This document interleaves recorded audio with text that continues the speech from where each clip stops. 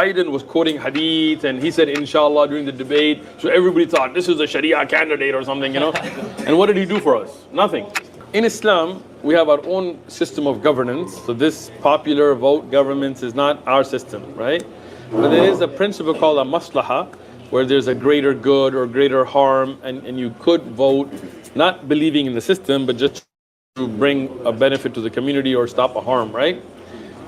In this upcoming election, is there harm and benefit? I don't know. I mean, like who are you going to vote for, right? If you go Harris, I mean, you see her staunch support of Zionism. The Democratic Party let the Muslim community down. That's what the brothers in different states are telling us. If you vote for Trump, he's the same guy that tried to ban you guys, right? Like we were going to be banned as Muslims according to the ban. So Trump is opening up to Muslims more. He's putting them on the stage. He's giving them, but is it just to win the election? Allahu alam. So I'm going to leave this to you guys. I'm not going to answer this because personally, I don't see a benefit in either side. Although I am leaning more towards Trump now, to be honest. At least he likes guns. Well, actually, Harris says she owns a gun too, right? Do you think your vote counts? Huh? You think your vote counts? In a electoral college system, your vote really doesn't count as an individual, right? But if your community votes in large numbers, especially in local elections, it can make a difference, right? But like in California is going to go for Harris no matter what. It's just the way it is, right? You know, so my vote personally doesn't count, you know. But again, I think there are times where you should vote because it does represent that Muslims have numbers, right? But is this one of those times? I don't know. Because a lot of people right now are contacting me saying, oh look, Trump did this.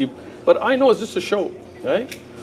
But it's still worth it to give the Democrats a message like, hey, you guys, because Biden was quoting hadith and he said inshallah during the debate, so everybody thought this is a Sharia candidate or something, you know.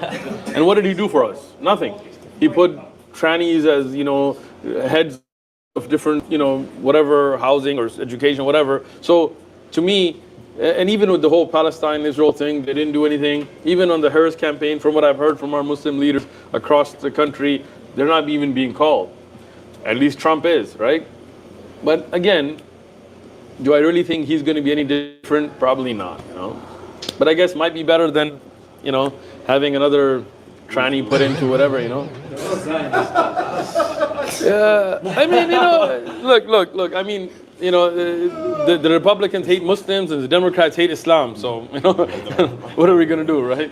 So since we know that either president is going to fund the wars against Muslims, would it be a problem for us to endorse one of them? Because would the blood of those Muslims be on us for putting our name on those presidents? Some of the Muslim leaders, especially in Michigan, the reason that they're saying that they're endorsing Trump is because Trump has promised to end the wars in the Middle East, which again is just a campaign promise. You can't just snap your fingers and do it, right?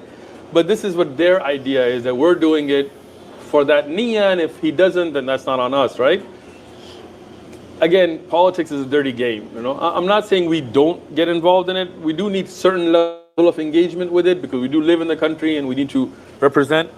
But then we saw a lot of Muslims run for office under the guise of we're going to bring our voice to the Senate and or Congress or whatever. And then next thing we knew, we saw them dancing at pride parades, and you're like, I thought we were bringing Islamic voice, not, you know, authoring bills to support LGBTQ, XYZ and all that, right? So it's one of those things, you know. I hate to be like don't get involved at all, because you do need to be involved. Some like Hamtramck, Michigan, the Muslims took the city. They got the board first, and then they have a Muslim mayor, and they've done some good things. That's one of the only cities in the US that doesn't have a pride parade. You know, they have adhan out loud. So I appreciate that. Look, I respect that, right? But at the same time, a lot of Muslim politicians that did get involved, they started selling out. And then what I really hate is when the masjid is made into a political place, where the member is where politics speaking. Like, that's not what the member, this is the member of Rasulullah sallallahu alaihi wasallam. It's an amana, right? So we have to be very careful, especially when we start getting played against each other, and Muslim Democrats and Muslim Republicans, and, you know, yeah, exactly. May Allah protect us.